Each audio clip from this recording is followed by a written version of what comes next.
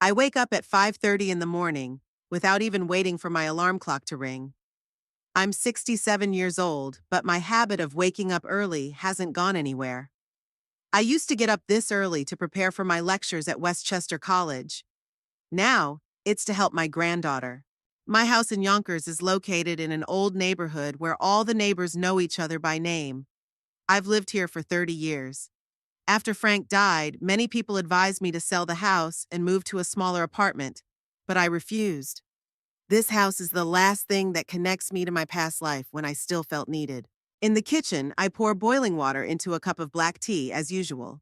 I used to drink only coffee, but the doctor said that with my blood pressure, it would be better to switch to tea. I put the cup on the coffee table next to the armchair and pick up the phone. There is a message from Eloise on the screen. Grandma, don't forget your test today. No good morning or how are you? Just a reminder of what I have to do. But then I haven't expected anything more from her for a long time. Eloise is my only granddaughter. She'll be 19 in September and is finishing school. She's a talented girl, a good writer, and clearly gifted with languages. I was thrilled when she decided to study linguistics. Her parents weren't so enthusiastic, though. Shannon and Bryce don't think a liberal arts education will give their daughter a decent future.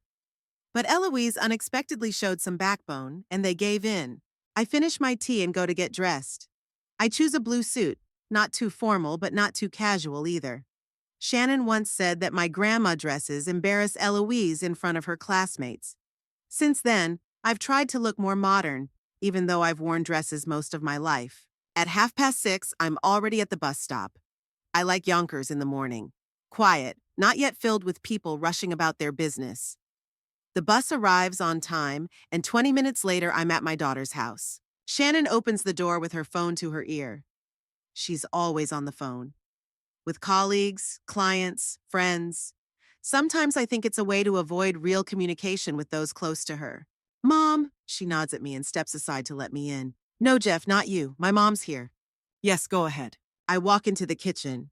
Bryce is sitting at the table, buried in his laptop. He barely looks up when I enter. Good morning, Judith, he says without looking up from the screen. Eliza is still asleep. Please wake her up. I have a meeting in an hour. I nod and go upstairs. Eloise's room is the last one down the hall. I knock, but there's no answer. I open the door and see my granddaughter curled up under the covers. Eloise, sweetie, it's time to get up, I say quietly. We need to study before your class. She mumbles something and burrows deeper into her pillows. I sit down on the edge of the bed and gently shake her shoulder. 5 more minutes, she asks. Okay, 5 minutes, I agree and leave the room. In the hallway, I bump into Shannon, who has finally finished her phone call. Isn't she getting up? My daughter asks irritably. God, it's the same every morning. You're too soft on her, Mom. I gave her 5 minutes, I reply calmly. She was up late last night studying for a test.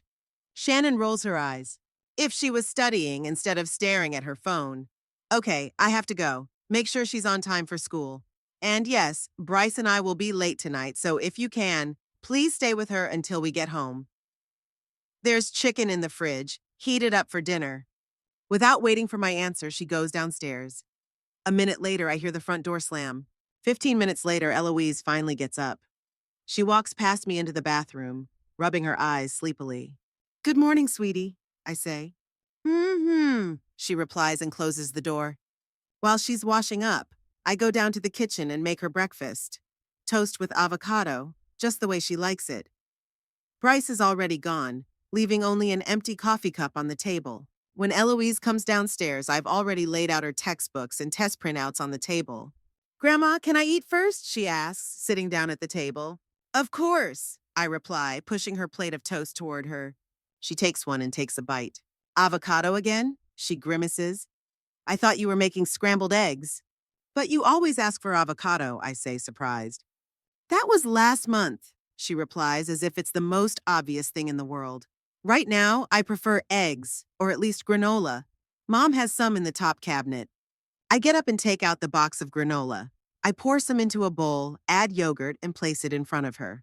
Here you go. She takes a spoon and starts eating, checking her phone at the same time. I wait patiently for her to finish.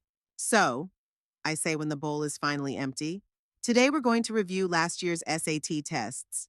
I looked at your last results and we need to improve the reading section. Eliza sighs. Does it have to be today? I have a French test in 2 days. That's exactly why we need to do it today. So you'll have time to prepare for French, I explain. Fine. She reluctantly agrees and pulls the tests closer to her. For the next 2 hours, we work on her critical reading skills. I explain strategies I've learned in 25 years of teaching literature. Eloise is a smart girl, but she lacks concentration. She's constantly distracted by her phone. Sweetie, put your phone away, please, I ask for the third time. You can't concentrate if you're checking your messages every 5 minutes. It's important, she replies without looking up from her screen. Jessica and I are making plans for the Barnard College open house. We can discuss that after class, I insist. We only have half an hour left and we haven't even finished the first section. She sighs but puts her phone away. We continue working, and I see flashes of genuine interest in her eyes as we analyze a difficult text about the linguistic characteristics of dialects. She has chosen the right path after all. At 9:30, I drive her to school. On the way, she tells me about her plans for the weekend, going to the movies with friends, preparing for exams.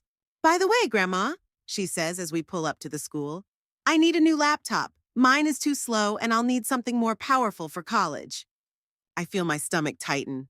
A new laptop will cost at least $1,000, which I'll have to take out of my savings. Have you talked to your parents? I ask cautiously. Of course, she shrugs. Mom said they've got all their money tied up in home repairs and suggested I ask you.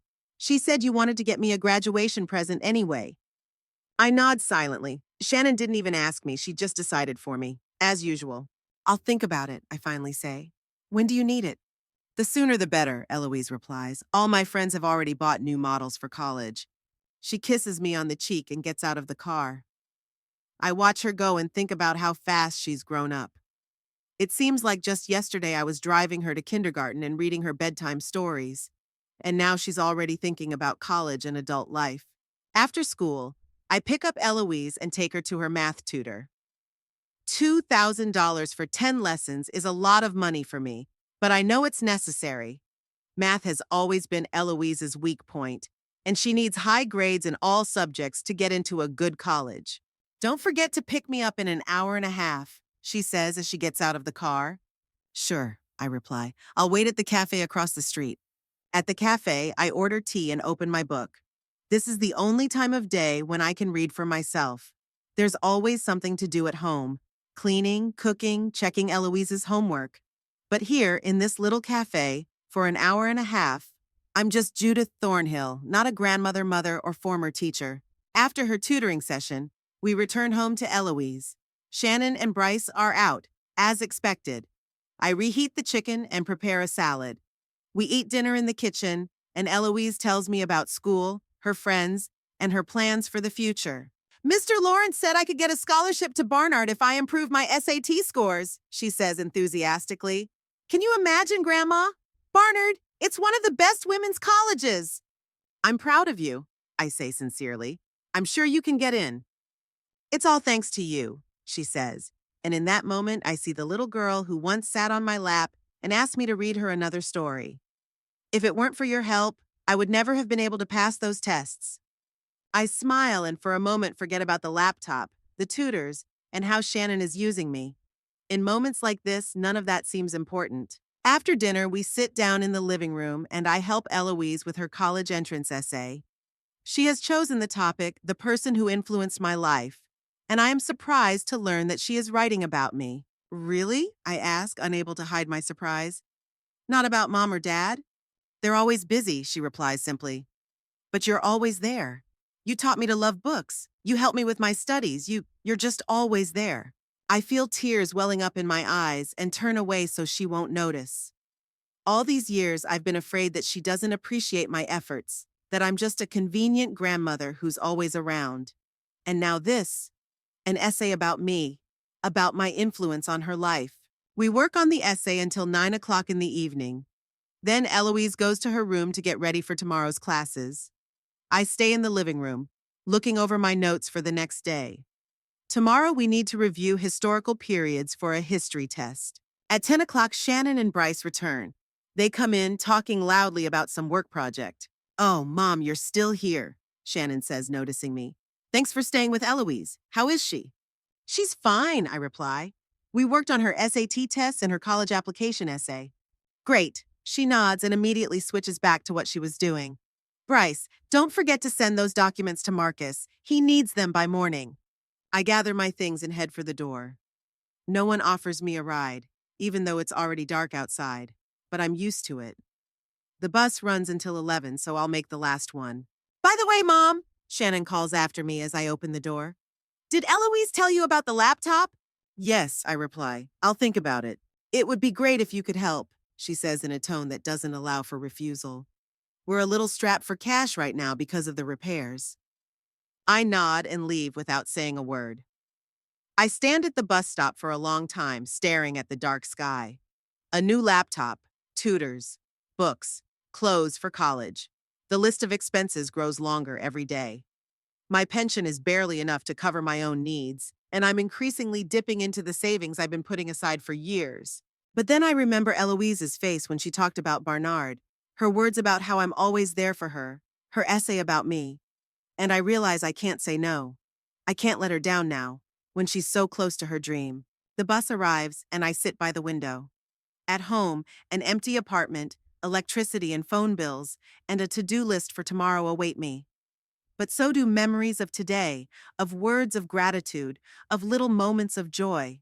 And for those moments, I am willing to continue being an invisible pillar of support for my family, even if I sometimes feel used. After all, isn't that what love is all about?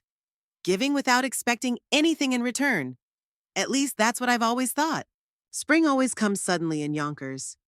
It seems like just yesterday I was wrapping my neck in a woolen scarf, and today I'm leaving the house in a light jacket.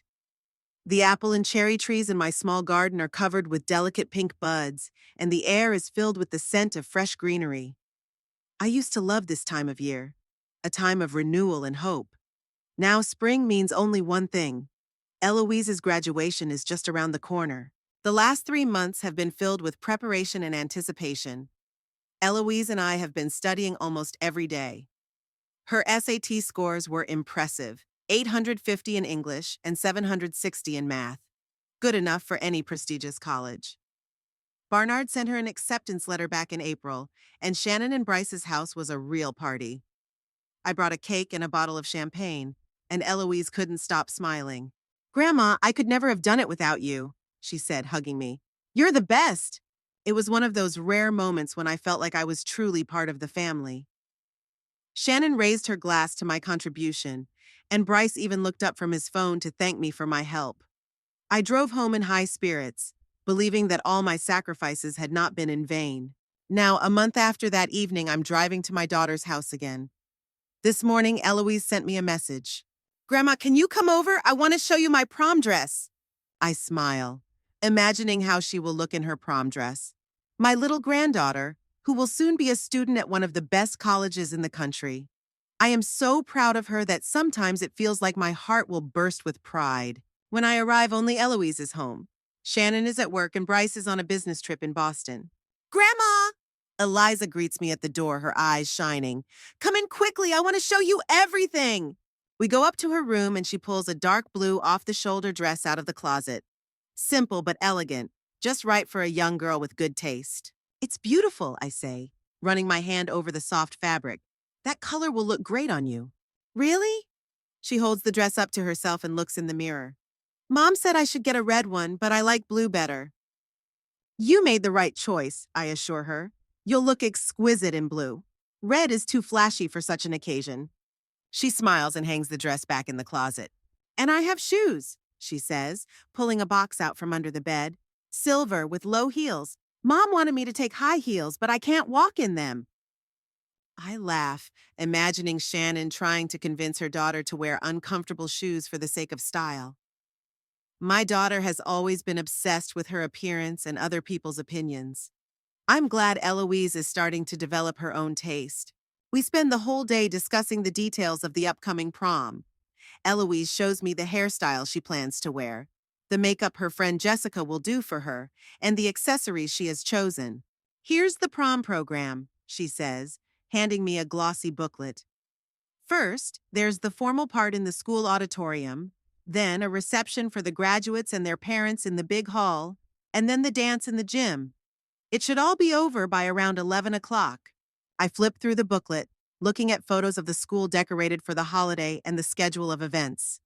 On the last page is a list of important dates: rehearsal on June 5th, graduation on June 8th, and prom on June 10th. June 10th, I say aloud. That's next Friday, right? Yes, Eliza nods. We have our last classes at the end of the week, and then all the graduation events begin. I take out my phone and check my calendar. Okay, I'm free that day. What time should I come? Elise suddenly freezes. Her face changes, her smile disappears, and her gaze becomes guilty. She takes the booklet from my hands and puts it on the table. Grandma, she begins uncertainly, I wanted to talk to you about this. For prom, each graduate is only given 2 invitations for their parents, no more. I feel something cold and heavy sink into my chest. 2 invitations for parents, not for grandmothers. Oh, I see, I say, trying to keep my voice steady. I understand. Of course, invitations for your parents. I'm sorry, Grandma. Her voice sounds genuinely upset. I tried to see if we could get an extra invitation, but the administration said the rules are the same for everyone. I nod, not trusting my voice. Of course, Shannon and Bryce should be there. They're her parents, and I'm just a grandmother who helped with homework, sat with her when they worked late, hired tutors, bought textbooks, paid for prep courses. Grandma? Eloise comes over and takes my hand. I really wanted you to come, but there will be a live broadcast of the entire ceremony. You can watch it online. It's almost like being there in person. Almost, but not quite. It's not the same as sitting in the hall and seeing my granddaughter walk up to the stage to receive her diploma. It's not the same as applauding along with everyone else when her name is announced. It's not the same as hugging her after the ceremony and telling her how proud I am. Of course, sweetie, I say, forcing a smile. I'll be sure to watch the broadcast, and we can celebrate another day, just the 2 of us. She sighs with relief, clearly glad that the unpleasant conversation is over. Thanks for understanding, Grandma. You're the best. The rest of the day passes in a fog. We have lunch, watch some movie on TV, discuss Eloise's plans for the summer before college. I smile, nod, ask the right questions, but inside I feel empty and hurt. Not at Eloise. She's just a child who found herself in an awkward situation. My resentment is directed at Shannon and Bryce, at their inability to acknowledge my role in their daughter's life, at their constant use of me when it suits them and their disregard when my help isn't needed. Shannon returns in the evening. She enters the house with several shopping bags and immediately goes to the kitchen, where Eloise and I are preparing dinner. Hi, Mom, she says as she walks in. Eloise, I bought you the earrings you wanted for prom. I'll show you. She takes a small box out of the bag and hands it to Eloise. Inside are a pair of silver earrings with blue stones, the perfect accessory for the dress she has chosen. Wow, Mom! Eloise exclaims, trying on the earrings in front of the small mirror on the refrigerator. They're perfect! I told you so, Shannon smiles smugly, and you doubted me. Mom always knows best. Eliza hugs her, and they stand there for a few seconds, mother and daughter, looking like 2 peas in a pod with their light hair and blue eyes. And I watch from the sidelines, feeling like a stranger at this celebration of life. Did Mom tell you about the invitations? Shannon asks, stepping away from her daughter and turning to me. Yes, I reply. Eliza explained everything, I understand. That's good. She nods, clearly pleased that the unpleasant conversation has already taken place without her involvement. We'll take lots of pictures, don't worry. And the broadcast will be good quality. The school hired a professional camera crew. She says it in a tone that makes it sound like she's doing me a favor by letting me watch my own granddaughter's graduation, as if that should make up for my not being there. Thanks, I say quietly. I'll be looking forward to it. Shannon doesn't seem to notice the bitterness in my voice. She's already moved on to another topic. Eliza, have you decided what you're going to do with your hair? I've arranged with Monica. She can do it for you in the morning before graduation. Actually, Mom, Jessica and I were thinking of doing our hair together at her house, Eloise replies. Her older sister is a stylist and she offered to help us. What? Shannon frowns. No, sweetie, this is too important a day to trust your hair to some novice stylist. Monica is a professional. She's done hair for weddings and important events. But Mom, no buts, Shannon cut her off. I already made an appointment with Monica for 10 in the morning. It's final. Eliza gives me a helpless look, but I turn away. pretending to be busy preparing the salad. This isn't my fight. I've already realized that my opinion doesn't mean much in this house. After dinner, I'm ready to leave. Shannon offers me a ride and I accept, even though I'd rather take the bus. There are too many thoughts in my head that need silence and solitude. In the car, Shannon turns on the radio and chats about work, her plans for the summer, how she and Bryce are going to fix up the backyard. I nod and make one-word comments where necessary, but I'm not really listening. My thoughts are still on prom, on not being there, on all the sacrifices I've made that have gone unnoticed. Mom, are you listening to me? Shannon's voice snaps me out of my reverie. Sorry, what? I turn to her. I asked if you could help with the after-prom party, she repeats with slight irritation. Bryce and I are planning a small reception at home for Eloise's closest friends and their parents. 20 people, no more. We need to prepare some snacks and help with the serving. I look at her and can't believe my ears. I wasn't invited to prom, but I'm being asked to help with the after-prom party, to prepare food for people who will be where I'm not allowed to be. I'm sorry, Shannon, I say, and my voice sounds strange even to me. I'm busy that day. Busy? She looks at me in surprise. What are you doing? You don't have any plans. I'm watching the prom broadcast, I reply. You said yourself it would be good quality. I don't want to miss it. Shannon sighs. Mom, don't be dramatic. You can watch the recording later. We really need your help with the party. No, I say firmly. I'm going to watch my granddaughter's prom, Lev. You can order catering for the party. Shannon raises her eyebrows in surprise. She's not used to me saying no. I usually agree to everything she asks without question or objection. As you wish, she finally says, pursing her lips. We'll manage. We spend the rest of the ride in tense silence. When we pull up to my house, I thank her for the ride and quickly get out of the car without waiting for a response. Shannon drives away without even waiting for me to go inside. At home, I go straight to my bedroom and sit down on the edge of the bed. The room looks empty and quiet, just like my life has been for the past few years. After Frank died, I focused on helping Shannon and her family, especially Eloise. I put all my time, all my energy, all my savings into her. And now look, I wasn't invited to her graduation. I get up and go to the dresser where the photos are. Here's Eloise in kindergarten with 2 front teeth, her first day of school, her 13th birthday. I was there for every stage of her life. When Shannon and Bryce worked late, I picked Eloise up from school, helped her with her homework, made dinner, and put her to bed. When they went on business trips, I stayed with her for a few days. When she had her first school concert, I sat in the front row because her parents couldn't get time off work. And now, when one of the most important days of her life is coming, I won't be there. I lie on my bed and stare at the ceiling. Maybe I'm overreacting. After all, it's true that school rules only allow 2 invitations per graduate. And of course, those invitations should go to the parents. It's logical. It's right. But why does it hurt so much? June 10th comes too quickly. I've been avoiding Shannon's house for the last few days, saying I have a cold. Eloise has been sending me messages with photos of her preparations for prom, and I've been responding with enthusiastic comments. But inside, I feel empty. On the morning of graduation day, I wake up earlier than usual. The sun is shining brightly outside, promising a beautiful summer day. I get up slowly, take a shower, and make breakfast. Everything is as usual, but today every action feels heavy, as if I'm moving underwater. At 9 o'clock, a message arrives from Eloise. Grandma, I'm at the stylist's. Mom was right. Monica is working wonders with my hair. I'll send you a photo when it's done. I send a smiley face in reply and put my phone away. I have a long day of waiting ahead of me. The ceremony won't start until 4 in the afternoon. To distract myself, I decide to do some cleaning. I get out the vacuum cleaner, clean the carpets, dust the shelves, and wash the windows. Physical work helps me not to think, to focus on simple mechanical actions. At noon, Eloise sends the promised photo. She looks fabulously beautiful. Her hair is styled in an elegant updo with a few curls framing her face. Her makeup emphasizes her youth and natural beauty. You look gorgeous, I write back. A real princess. Thank you, Grandma. I'm sorry you can't be there today, but I'll be thinking of you. These words evoke mixed feelings in me. On the one hand, it's nice that she remembers me on such an important day. On the other hand, if she really wanted me to be there, Maybe she could have found a way to make it happen. Many graduates invite not only their parents, but also their grandparents, and sometimes even family friends.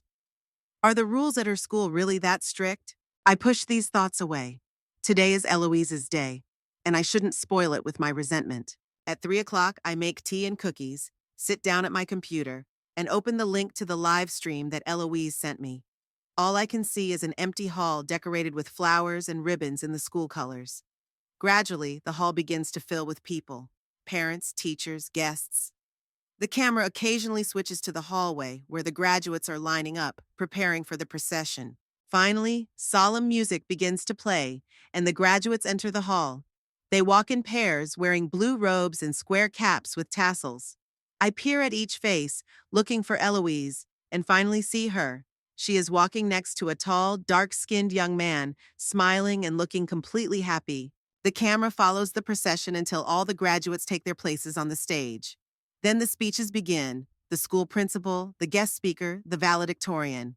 Everything is as it should be at such ceremonies. I look at the screen, but my thoughts are far away.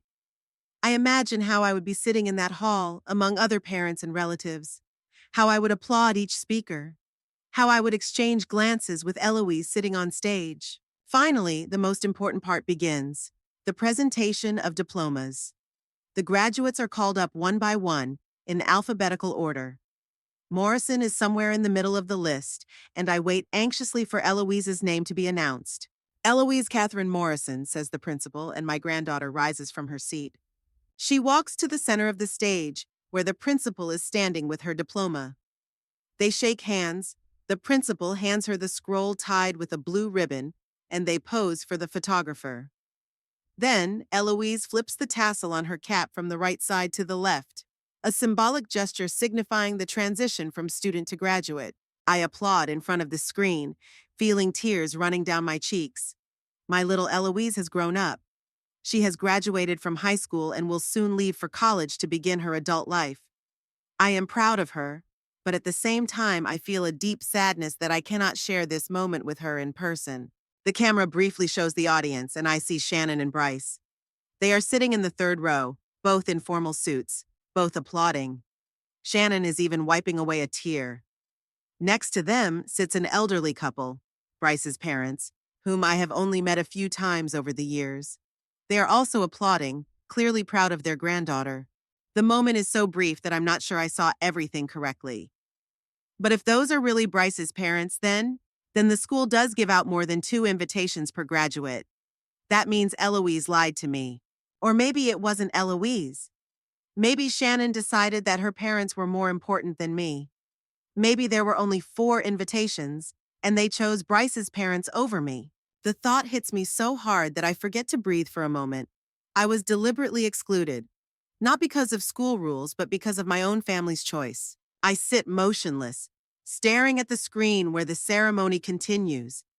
Other graduates are called up, speeches are given, music plays. But I am no longer aware of what is happening. Only one thought runs through my head. They didn't want me to be there. When the ceremony ends and the graduates throw their caps in the air, I turn off the computer. My tea has long since gone cold, and the cookies are untouched. I sit in the silence of my living room and feel lonelier than ever. My phone vibrates, a new message from Eloise. A photo of her standing with her diploma in her hands, surrounded by her parents and her paternal grandparents. Everyone is smiling, happy, and proud. "Officially a graduate. Sorry you couldn't be there with us, Grandma?" I look at the photo and don't know what to say. Part of me wants to write the truth, that I saw her grandparents at the ceremony, that I know about the lie. Another part wants to save face and not show how much it hurt me. In the end, I just write, "Congratulations, sweetie, you did well." I put my phone down and walk over to the window. It's still light outside. The neighbor kids are playing on the lawn. An elderly couple across the street is working in their garden. It's a typical summer evening in Yonkers.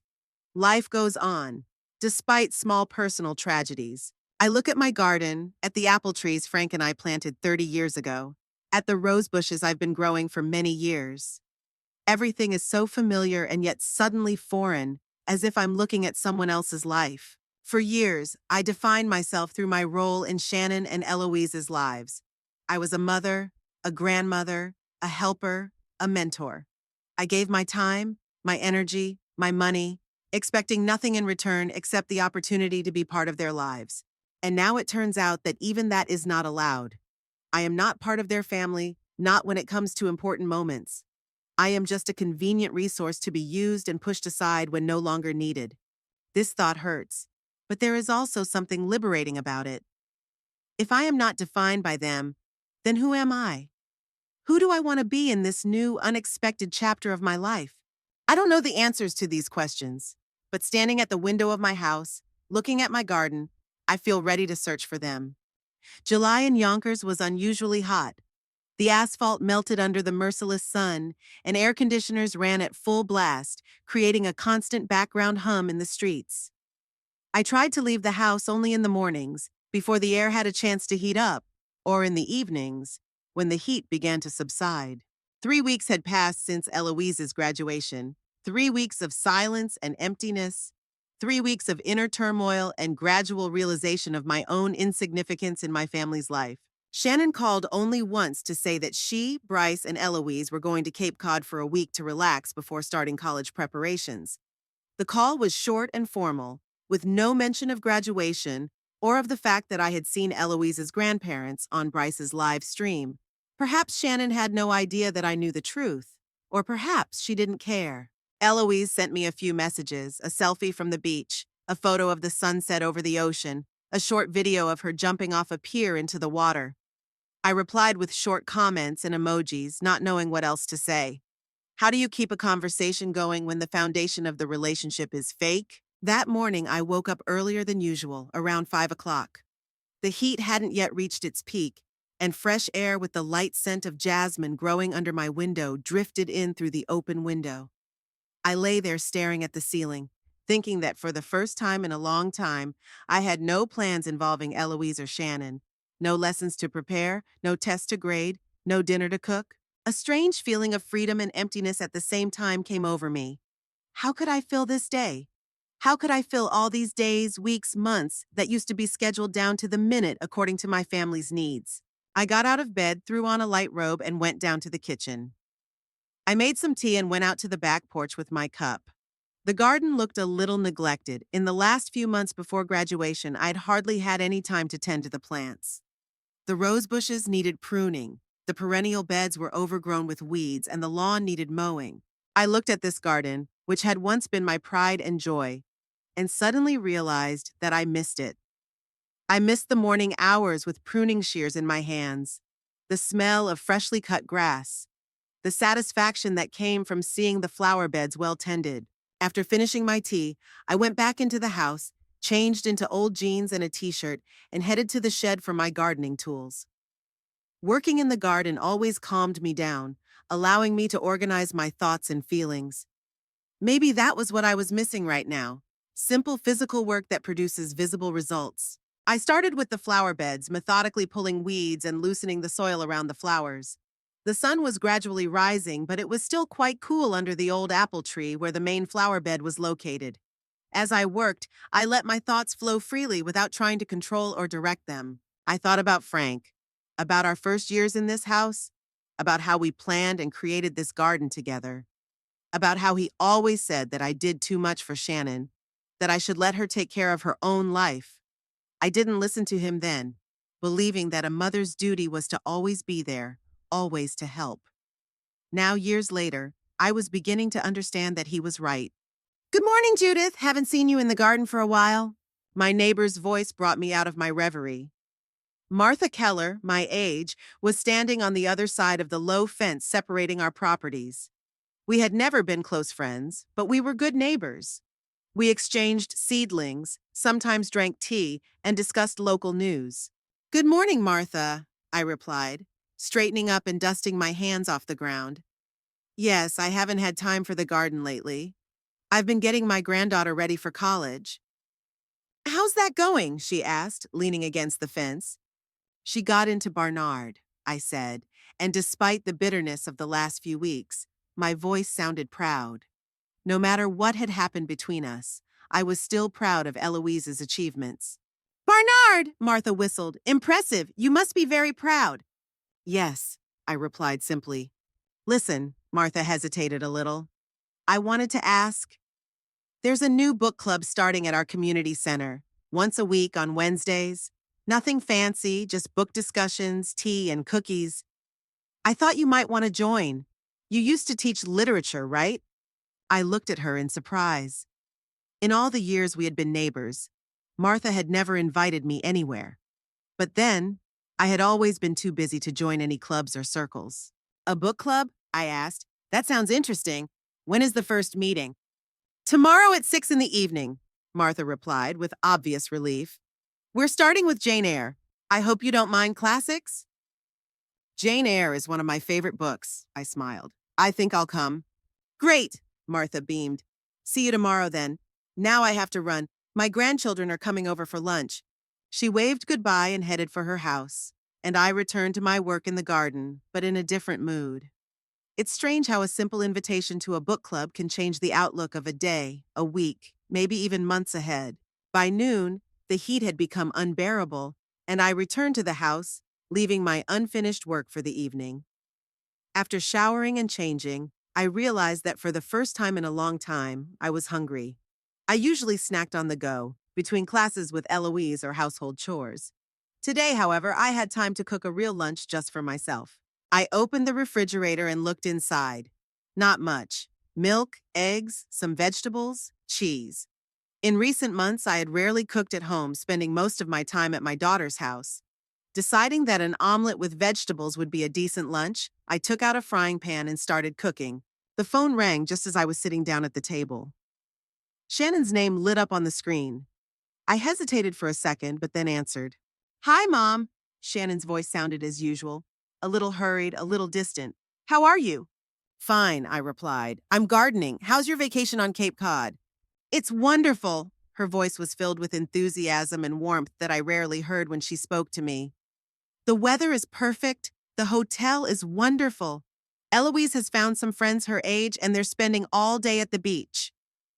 I'm glad to hear it, I said. Tell her I said hi. I will, Shannon replied, and immediately got down to business. Listen, Mom, here's why I'm calling.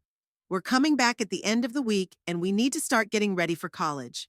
We have to buy things for the dorm and fill out paperwork. Could you help? Bryce and I are really busy at work right now, and Eloise needs so much. In the past, I would have agreed immediately, putting all my plans and tasks on hold. But now something had changed. Maybe it was resentment over the prom, or maybe it was just the realization that I deserved more than to be a convenient helper forever. I'm sorry, Shannon, I said calmly, but I already have plans for next week. Plans? Her voice sounded genuinely surprised. What plans? You never plan anything. The remark hurt me more than I expected. Did my daughter really think I had no life of my own? That I existed only to be useful to her and her family? I joined a book club, I replied, and I'm going to renovate the bathroom. And I'm thinking about going back to teaching, maybe private lessons or community college. A book club? Renovations? Teaching? Shannon looked stunned. Mom, where did all these ideas come from? You're 67 years old. What kind of teaching? 67 isn't 97, Shannon, I said firmly. I'm still perfectly capable of working and leading an active life. That's not what I meant, she sighed. It's so unexpected, and the timing is bad. Eliza is leaving for college in a month and a half, and she needs your help. I'd be happy to help Eliza, I said, but not every day and not at the expense of my own plans. Maybe you and Bryce could take some time off work? After all, this is an important time in your daughter's life. There was silence on the line. I could almost see Shannon trying to process the fact that I had just refused her and even dared to suggest that she take care of her daughter's college preparations herself. Okay, she said finally. I'll talk to Bryce. But still, if you could spare a couple of days.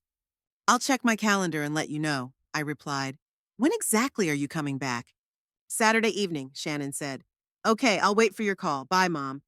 Bye, I said and hung up. I sat motionless for a while, staring at the cold omelet. That short conversation had changed something inside me. For the first time in many years, I had put my own interests ahead of Shannon and Eloise's needs, and the world didn't fall apart. The earth didn't stop spinning. I had simply made a choice for myself, and it turned out to be okay. I reheated the omelet in the microwave and enjoyed it with a cup of freshly brewed tea. Then I opened my laptop and started looking for information about teaching opportunities for retirees.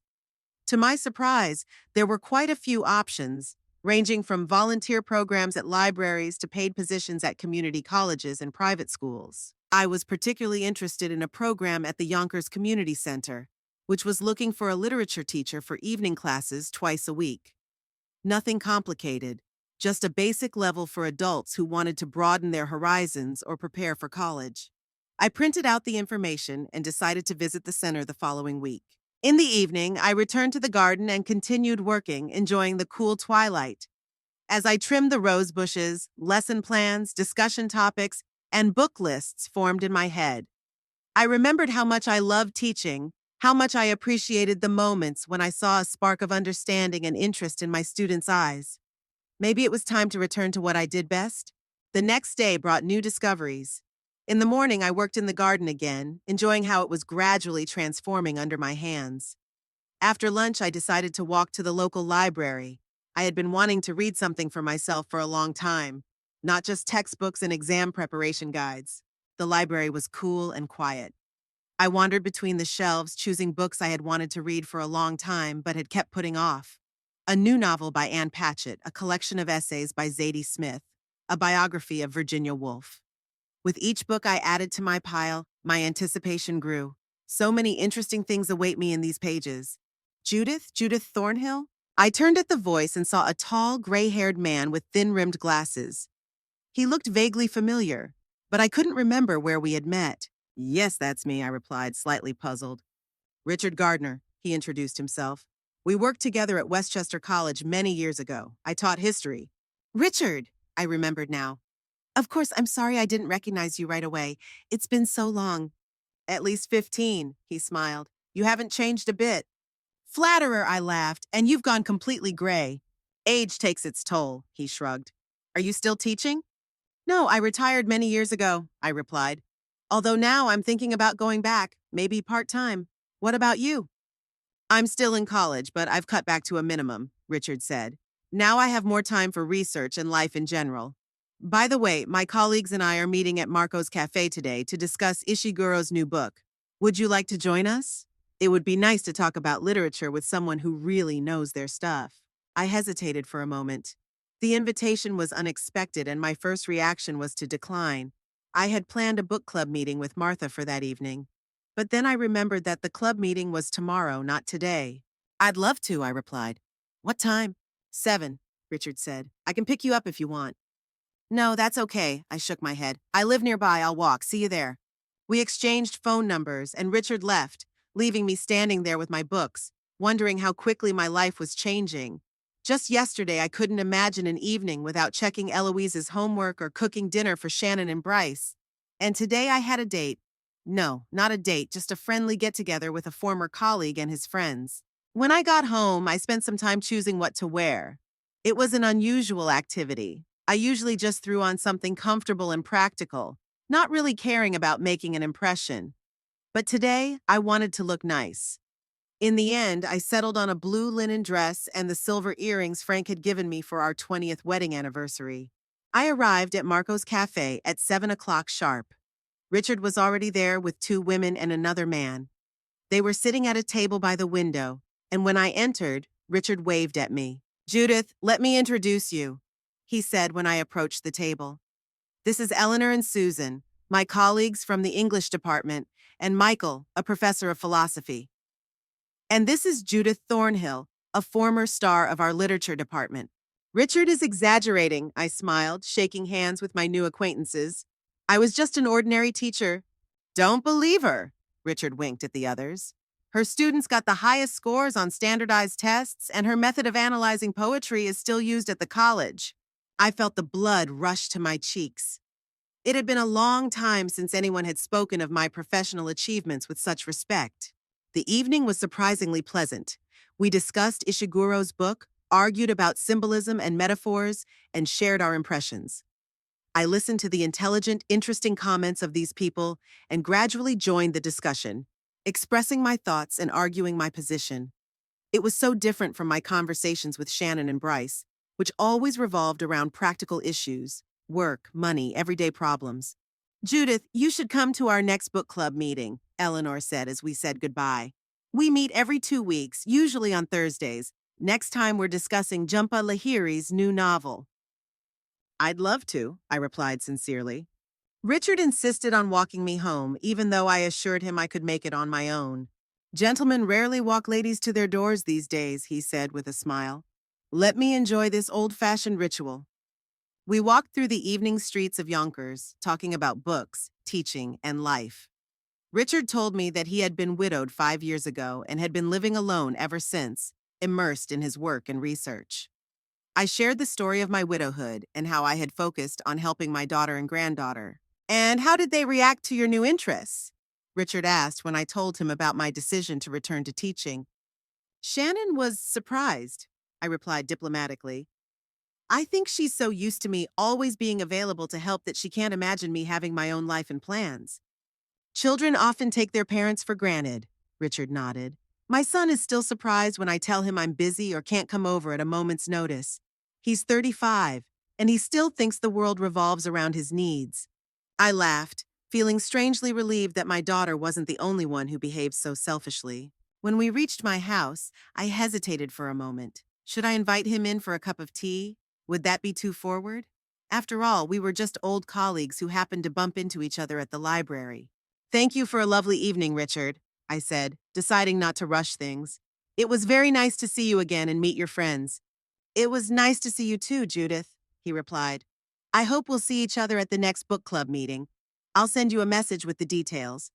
I'll be waiting, I smiled. He held my hand for a second, then let go and walked back down the street. I watched him go, feeling a strange excitement I hadn't felt in years. Back at home, I poured myself a glass of wine, a small luxury I rarely allowed myself, and sat down in a chair by the window. In the last 2 days, my life had changed more than it had in the previous 2 years. The book club with Martha, the opportunity to teach at the community center, meeting Richard and his friends. Suddenly, new doors had opened that I hadn't even known existed. And all this happened only because I stopped being constantly available to Shannon and Eloise. I stopped building my life around their needs and desires. I stopped being a shadow, an invisible helper, a convenient grandmother who is always there but never the center of attention. The phone rang, pulling me out of my thoughts. Eloise's name lit up on the screen. I hesitated for a second but then answered. Hi, Grandma. Her voice sounded unusually timid. How are you? Fine, thank you, I replied. How's your vacation in Cape Cod? It's wonderful, she said. I met a girl here who also got into Barnard. We've become friends and are thinking of living together in a dorm. That's great, I said, genuinely happy for her. It's always good to have someone you know in a new place. Yes. She paused, then blurted out, Grandma, are you mad at me? Because of graduation? I wasn't expecting such a direct question. Eloise rarely showed such insight or concern for other people's feelings. Why do you ask? I asked instead of answering directly. It's just, you've been different lately. You don't write much, you don't call, and Mom said you won't be able to help me prepare for college. I have my own plans, Eloise, I said calmly. I joined a book club and am thinking about going back to teaching. And yes, I was upset that I couldn't be at your graduation, especially when I found out that your paternal grandparents were there. There was silence on the line. Then Eloise said quietly, I'm so sorry, Grandma. It wasn't my idea. Mom said it would be better to invite Dad's parents because they don't see me very often, and you're always around. I understand, I replied, although I didn't really understand the logic behind it. But it made me think about my place in your life, and about how I'm living my own life. Are you angry with me? Her voice sounded genuinely concerned. No, sweetheart, I sighed. I'm not angry. I'm just reevaluating some things, learning to live for myself and not just for others. It's a new experience for me, and it may be strange for you too that I'm not always available at the drop of a hat. I understand, Eloise said after a pause, but you'll still help me get ready for college, right? At least a little. Mom doesn't know anything about what students need, and Dad just gives me money and thinks that's enough. I heard a familiar note in her voice. a mixture of sincere request and the usual expectation that Grandma would come to the rescue as always. In the past, I would have agreed immediately, putting all my plans on hold. But now, "I'll help you, Eloise, but not every day," I said firmly. "Let's agree on specific days when I can come over, and maybe you could come to my place. We could make lists of things you need, look through catalogs, and order things online. Come to your place?" Her voice sounded surprised. Eloise rarely visited my home. I usually went to theirs. "Well, okay, if that's more convenient for you." "Yes, that's more convenient for me," I confirmed. "I have my own schedule and classes now. I can't work around your plans like I used to." "Okay," she agreed, still sounding a little confused. "Then I'll come over to your place, say, next Tuesday? After lunch?" "Tuesday afternoon is fine," I said, mentally noting that I had a job interview at the community center on Tuesday morning. "I'll be waiting for you." "Thanks, Grandma," she said, relief evident in her voice. "And I'm sorry about graduation. I should have insisted you come." "It's okay, sweetie," I said, feeling some of the weight that had been on my heart for the past few weeks begin to lift.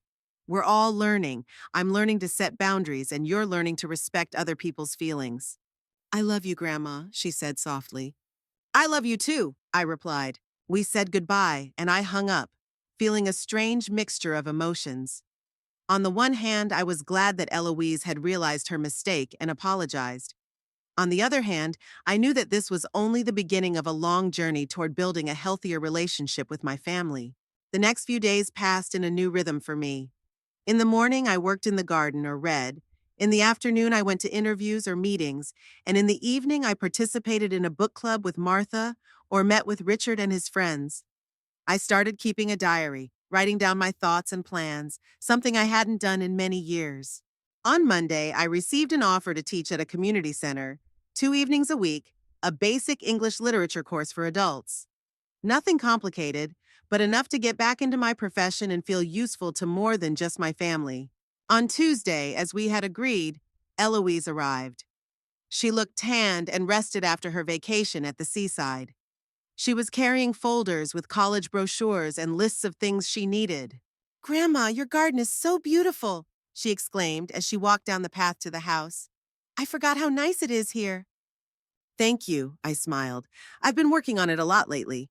We settled down on the porch with tea and cookies, and Eloise began to tell me about her plans for school, the courses she wanted to take, and the extracurricular activities she planned to participate in. I listened to her with genuine interest, asking questions and offering advice when she asked for it.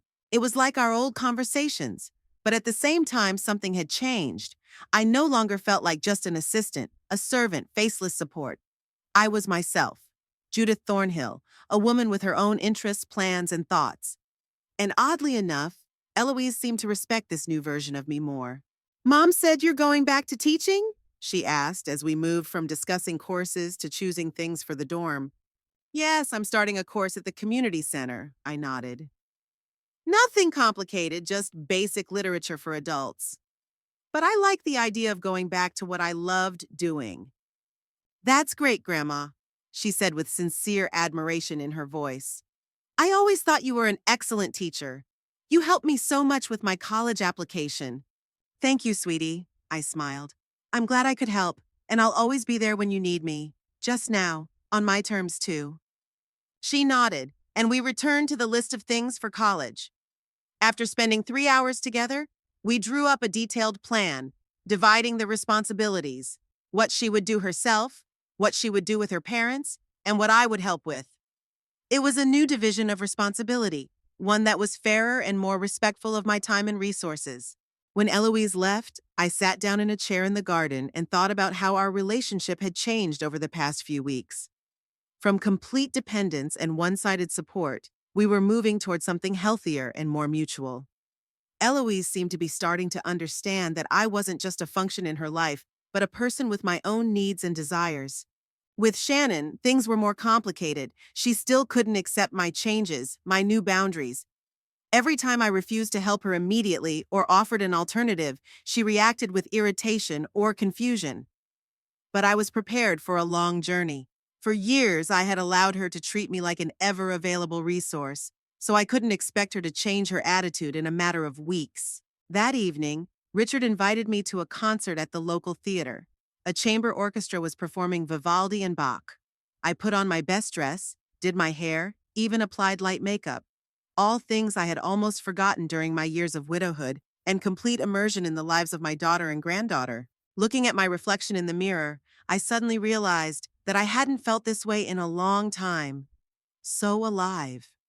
It was as if a part of me that had been dormant for years had suddenly awakened and stretched toward the sun, like the plants in my garden after a long winter.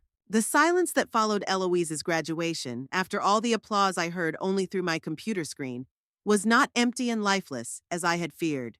It was full of possibilities, new beginnings, new relationships. It was a silence in which I finally heard my own voice, my own desires and needs.